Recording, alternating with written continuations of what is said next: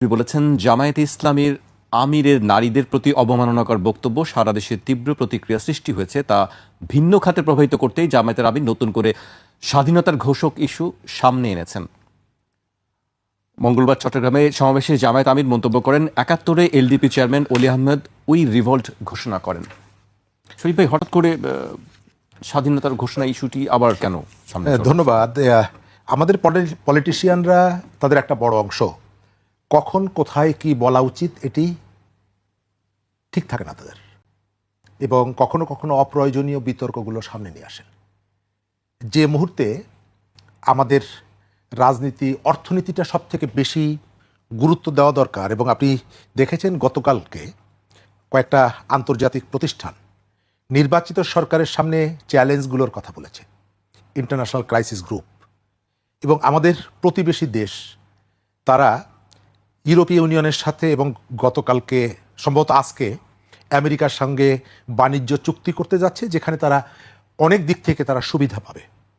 এই ধরনের সুবিধাটা আমরা কিভাবে এনশিওর করতে পারি, নির্বাচিত সরকার কিভাবে করতে পারে, এই আলোচনা না হয়ে আমরা এখন আলোচনা নিয়ে আসছি স্বাধীনতার ঘোষণা নিয়ে। তবে এটি মীমাংসিত বিষয় কেন জামাতের আমির নিয়ে আসলেন, আমার কাছে দুই ধরনের ধারণা। একটা হচ্ছে যে গত কিছুদিন ধরে উনি বেশ কতগুলো জায়গায় বড় বড় ভুল করে তার দলের জন্য একটা নতুন নতুন বিতর্কের ফ্রন্ট ওপেন করে দিচ্ছেন।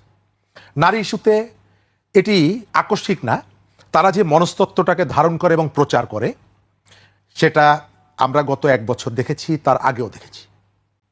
আপনার এখানেও আলোচনা হয়েছে নারীকে লাথি মারার থেকে শুরু করে নানা কাজে, মেলায় যাওয়া নারীকে অশ্লীলভাবে কথা বলা, বেগম রোকেয়াকে নিয়ে অশ্লীলভাবে কথা বলা, এই ঘটনাগুলো আমাদের এখানে আছে। হঠাৎ করে আবার নতুন করে এলো এবং পরে জানা গেল যে এটি হ্যাক হয়েছে, হ্যাক হয়নি, নানা রকমের।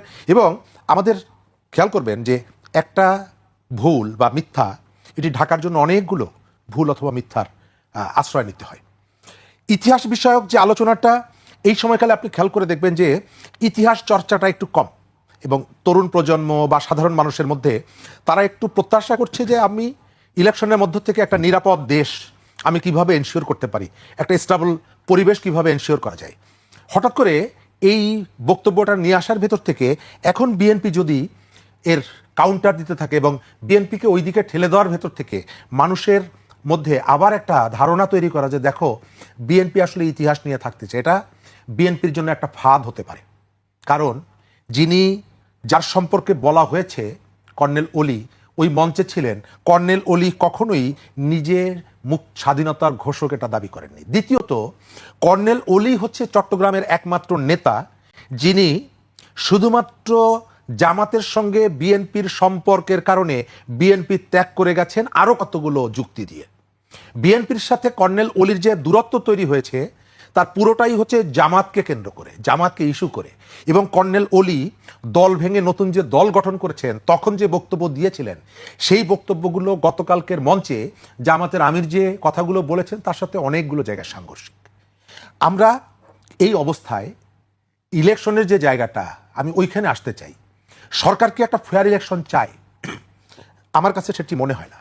ভয়ের যে শাসন, এটি কেন ফিরে আসবে? এটি ফিরে আসার জন্য জামাত অপেক্ষা করছে, বিএনপি অপেক্ষা করছে। আমাদের আগামী নির্বাচনে সবথেকে যে ইস্যুটাকে নিয়ে এখানে সংঘাত সহিংসতা বাড়বে, এটা হলো জাল ভোট। এটি একটি গুরুত্বপূর্ণ ভূমিকা পালন করবে, কারণ আমাদের ভোটারদের একটা বিরাট অংশ তার নিজ এলাকায় অনুপস্থিত থাকবেন, একটা রাজনৈতিক দলের অনুসারী যারা, আওয়ামী লীগের অনুসারী যারা, এবং চেষ্টা করা হবে ওই ভোটটা কাস্ট করার জন্য। নির্বাচনের জয় পরাজয় এটি একটি গুরুত্বপূর্ণ ভূমিকা রাখবে, এবং যার যেখানে শক্তি আছে তিনি সেই শক্তি দিয়ে চেষ্টা করবেন এই ভোট ব্যাংকটা নিজের অনুকূলে নেওয়ার জন্য, অথবা তার কর্মীদেরকে দিয়ে এই ভোটটা যাতে তার দিকে বেশি আসে। আওয়ামী সমর্থক যারা অনুপস্থিত থাকবেন তাদের ভোটগুলো জাল হয়েছে বিভিন্ন জায়গায়, আমাদের ট্রেডিশনে আছে এটা। এবং নির্বাচন ধরেও অনেকের ম্যাটিকুলাস প্ল্যান আছে, কারো কারো এই প্রিপারেশনও আছে। বিএনপির মতো ওই যে চলে যাওয়ার পর, রোগী মারা যাওয়ার পর ডাক্তার আসার মতন অবস্থা সবার না। নভেম্বরের 10 তারিখে ভোটার মাইগ্রেশন এটি ক্লোজ হয়ে গেছে, তারা গত কয়েকদিন আগে গিয়ে বলছে কোথা থেকে এলো, এরা কারা, কোথা থেকে এলো, ওবায়দুল কাদেরের সেই বক্তব্যের মতো। তো কারো কারো প্রস্তুতি আছে, প্রিপারেশন আছে, এই ভোটগুলোকে কিভাবে কাভার করা যায়। আমি যেটা মনে করি, সরকারের যে জায়গাগুলো আছে, পুলিশ প্রশাসন, শৃঙ্খলা বাহিনীকে সরকার নিজেই চায়নি যে তারা নিজের পায়ে দাঁড়াক। হবিগঞ্জের কথা মনে আছে? এই ঘটনার পরে পুলিশের মধ্যে যে ধরনের আত্মবিশ্বাসটা তৈরি হয়েছিল, আবার পুলিশ সেখান থেকে সরে গেছে।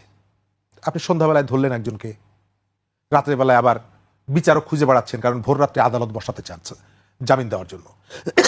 তো এই যে ঘটনাগুলো, এই ঘটনাগুলো মানুষের মনের মধ্যে সংশয় এবং শঙ্কা তৈরি করছে। সরকার চালাকি করছে। নুরুল হক নূরের উপরে আক্রমণ হয়েছিল সেপ্টেম্বর মাসের 2 তারিখে, বিচার বিভাগীয় তদন্ত কমিটি হয়েছিল, এখন পর্যন্ত 15 দিনের জন্য এখন পর্যন্ত রিপোর্ট দেয়নি।